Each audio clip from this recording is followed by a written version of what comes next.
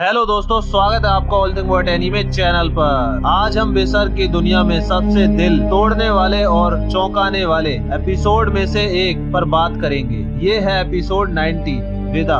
ये एपिसोड दिखाता है कि कैसे एक दोस्ती का अंत और एक नए सफर की शुरुआत दोनों एक साथ होती है और कैसे जीत का जश्न एक गहरी उदासी में बदल जाता है। आज हम देखेंगे कि गट्स और ग्रिफिन के बीच आखिरी लड़ाई होती है और दुखद विदाई के बाद ग्रिफिन एक ऐसा कदम उठाता है जो सब कुछ खत्म कर देता है। गट्स का आखिरी फैसला। पिछले एपिसोड में हमने देखा था कि गट्स बैंड ऑफ हॉकेन को छोड़कर जा रहा था। इस एपिसोड की शुरुआत में हम देखते हैं कि गट्स अपने साथियों के साथ आखिरी बार बात कर रहा था। जुडेव और कास्का उसे रोकने की कोशिश करते हैं, लेकिन गट्स का फैसला अटल है। कास्का जो ग्रिफिन की सफलता से बहुत खुश थी, गट्स को समझाने की कोशिश करती है कि वो इतनी बड़ी कामयाबी को छोड़ रहा है। वो कहता है कि वह अब नोबल मैन बनने वाला है और उसका जीवन बदल गया है, लेकिन गट्स जवाब देता है कि वो किसी और की दी हुई कामयाबी नहीं चाहता, वो अपनी खुद की पहचान बनाना चाहता है। ग्रिफिन के सपने का हिस्सा बनकर नहीं जीना चाहता।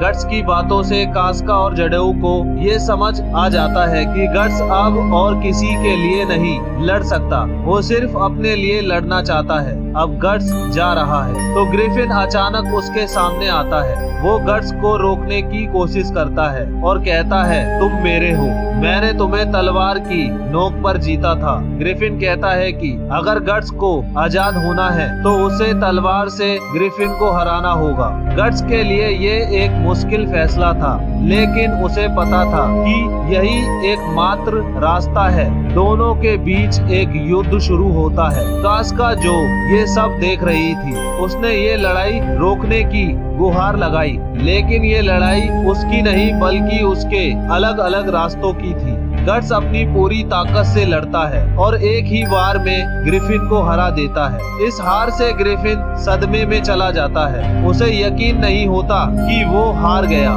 गट्स वहाँ से चला जाता है और ग्रिफिन वही मैदान में गिर जाता है। ये सिर्फ एक लड़ाई की हार नहीं थी, बल्कि उसके सपने को भी एक गहरा झटका लगा था जो वो इतने सालों से देख रहा था। ग्रिफिन की सबसे बड़ी भूल एक रात का गट्स के जाने के बाद ग्रिफिन पूरी तरह से टूट जाता है। वो उदासी और गुस्से में महल के अंदर जाता है और सीधा राजकुमारी के कमरे में पहुंच जाता है। वो उस दर्द और खालीपन को भरने के लिए राजकुमारी के साथ संबंध बनाता है, लेकिन ग्रिफिन को पता नहीं था कि ये उसकी सबसे बड़ी गलती थी। उसी समय एक मंत्री इस घटना को देख लेता है और तुरंत सैनिकों को बुलाता है। ग्रिफिन को रंगे हाथ पकड़ लिया जाता है। अगली सुबह जब सब सोकर उठे तो एक बुरी खबर का पता चलता है। ग्रिफिन ने राजा की बेटी के साथ संबंध बनाए थे। इस बात से पूरे राज्य में हड़कंप मच जाता है। सैनिक ग्रिफिन को पकड़ लेते हैं और उसे जेल में डाल देते हैं। ये एक ऐसा पल था जो सब कुछ बदल देता है। ग्रिफिन जो कल तक हीरो था,